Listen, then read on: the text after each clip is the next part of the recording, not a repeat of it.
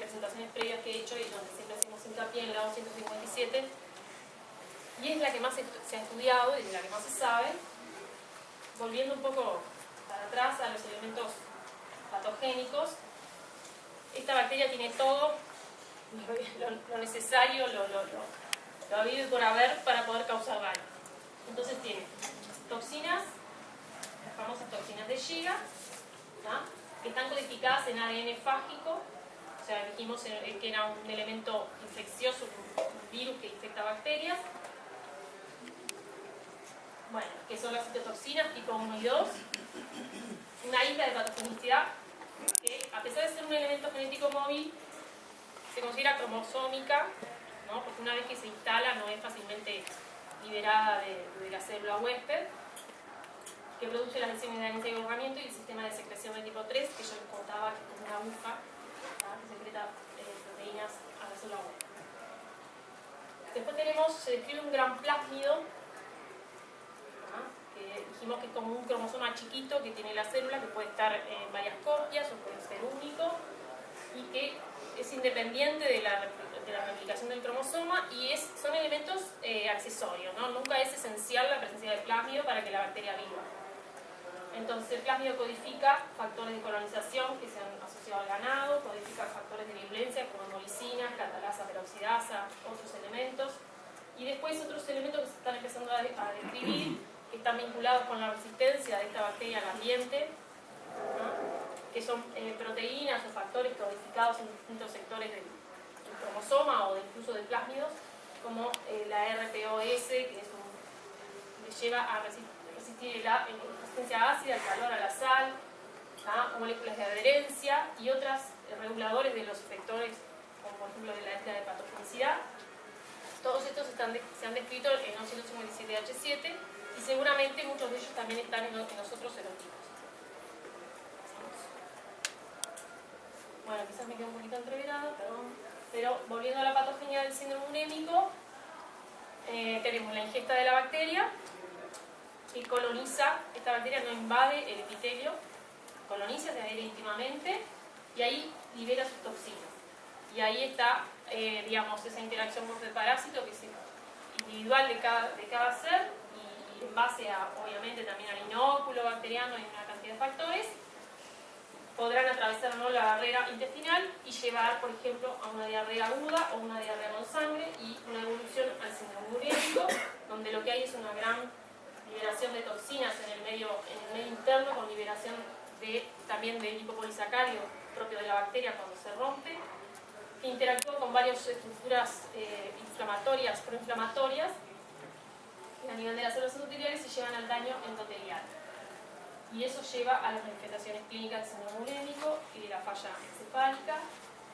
Y lo que tenemos acá es hay una estructura que es el GB3, que se encuentra en los endotelios, que es el blanco de unión de las toxinas Shiga. Por eso la afectación principal se da de ese nivel.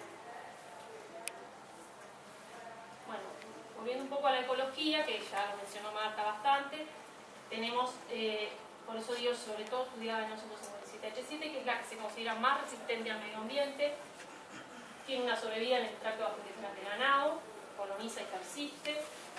Esto puede pasar, obviamente, a la granja y sobrevivir en el ambiente, se replica y persiste a nivel del agua, de heces, de la orina, sobrevive en el medio ambiente a distintas temperaturas, acidez, calor, etc. Pasa al alimento y del alimento pasa al hombre, ¿no?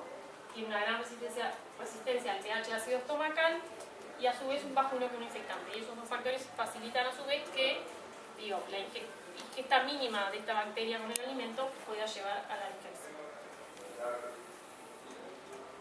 Bueno, un poco lo de la transmisión y la importancia del reservorio bovino, que se está estudiando ahora de los superexcretores, ¿no? O sea, siempre la base, la fuente de todo acá es el intestino del ganado, ¿no? Sobre todo los bovinos, y ahí pasa al alimento, fundamentalmente a la carne picada y al resto de todo el entorno que exista, ¿no? Y a su vez la importancia del tipo de cría, que también lo mencionó Marta, y el tipo de la alimentación. fundamentalmente se considera que son los terneros los que son más excretores de la O157 en particular, y que esto está vinculado a la edad de destete, a la edad de la lactancia del ternero, perdón, porque yo me voy para el lado humano.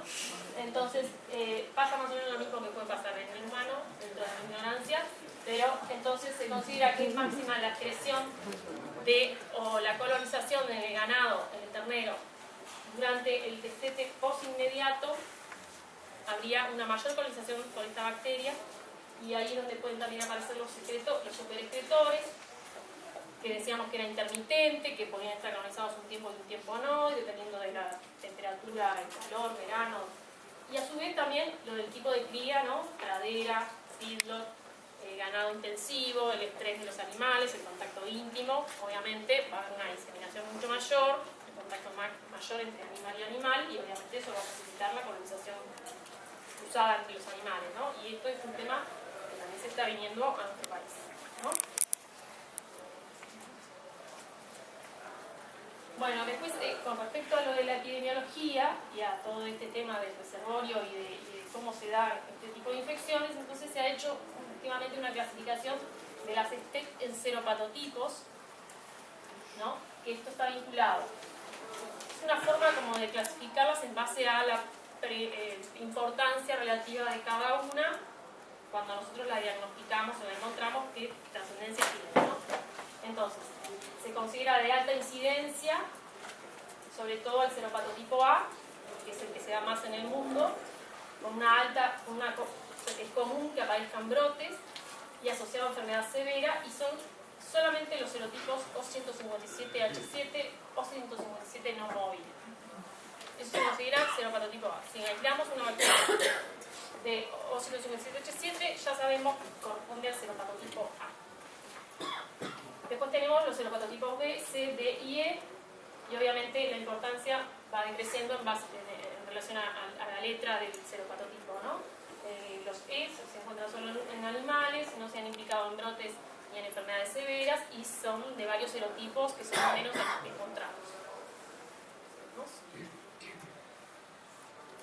Y bueno, y como vamos a hablar de la experiencia de nuestro departamento, yo hice, digamos, un resumen de lo que se ha venido haciendo como antecedentes de trabajo en nuestro departamento, incluso previamente a mi presencia.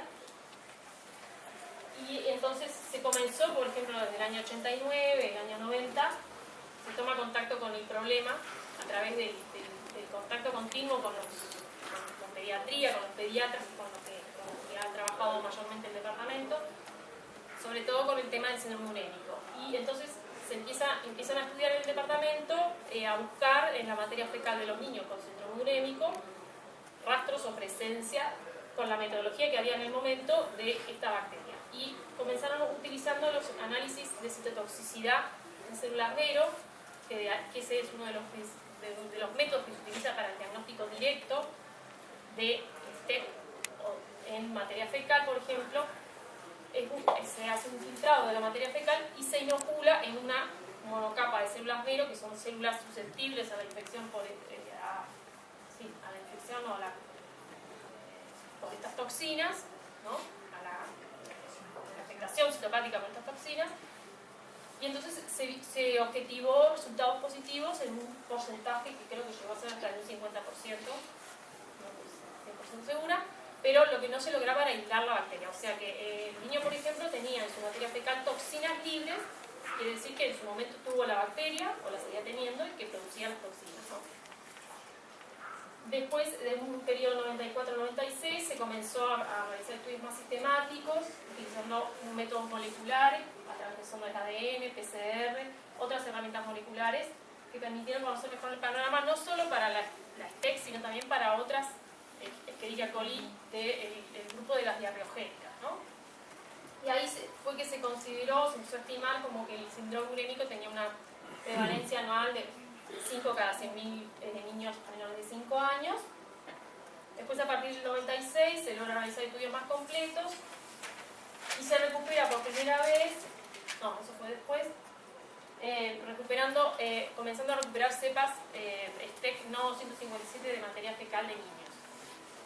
A partir del 2012 se amplía la búsqueda, obviamente, dada la epidemiología del germen. Bueno, además de las muestras humanas, comenzamos a buscar muestras, a buscar STEC en muestras de origen animal y de origen alimentario, y utilizando biología molecular incluso de relación clonal. Ahora, ¿qué pasa con el tema del síndrome urémico en nuestro país? En realidad está un poco subestimado el tema. No sé si hay mucha gente pediatra vinculada al Ministerio de Salud Pública, pero bueno, son pocos los datos que nosotros tenemos oficialmente. Nuestro departamento en su momento, en el año 95, publicó un boletín epidemiológico sobre el tema, con los resultados que tenían hasta el momento. A partir del 2008-2009 se mencionó que integraba el grupo A, esas enfermedades de notificación inmediata en las primeras 24 horas, en el ítem 19, que se considera un evento inusitado dentro de las enfermedades de denuncia obligatoria. O sea, es muy... no está claro cómo lo tenés que denunciar, cuándo se tiene que denunciar. Y a partir del 2012, si uno mira el esquema de enfermedades de notificación obligatoria en la página del Ministerio, no se menciona como tal. O sea, aparece, yo considero que debe estar dentro del grupo A, pero que ahora el ítem es el 1. Y con el 19 es leptospirosis. O sea, que me lo cambiaron de lugar. Dentro de las primeras 24 horas, y supongo yo que ingresa dentro de lo que es un brote o evento de salud pública de importancia nacional. ¿No? O sea, que eso queda a criterio de los médicos, de los clínicos o de los epidemiólogos. ¿No? En fin, no sabemos más nada cómo está el tema del síndrome urémico. Bueno, pasando ya un poco al tema del muestreo en sí. En concreto voy a mostrar datos con respecto a los muestreos en niños y en muestras de diarrea con sangre, de diarrea aguda, síndrome urémico. Nosotros lo hacemos de forma continua desde el año 90 para acá, y hoy siempre tratamos de estar vinculados fundamentalmente a nivel pediátrico, ¿no? Y entonces es como una tarea de investigación continua. Entre enero del 2002 y abril del 2005 se estudiaron 198 niños con diarrea con sangre y 14 niños con síndrome urémico hemolítico, la mayoría usuarios de servicios de salud pública, y así seguimos, ¿no? Ahora hemos incorporado también proyectos de investigación donde estudiamos niños con diarrea aguda de hospitales privados, de servicios privados, ¿no? Donde también se han aislado STEC y otras colinas energénicas. Después realizamos un muestreo de alimentos, eso es propio del departamento. Entre los años 2002 y 2005 se estudiaron 220 muestras de carne picada pronta para la venta, obtenidas al azar en carnicerías de Montevideo, Maldonado y Soriano. Y después realizamos un muestreo animal, después en el mismo periodo, entre los años 2003 y 2005, hicimos un estudio de hisopado rectal de bovinos y ovinos de distintos lugares de nuestro país, obteniendo un total de 414 muestras.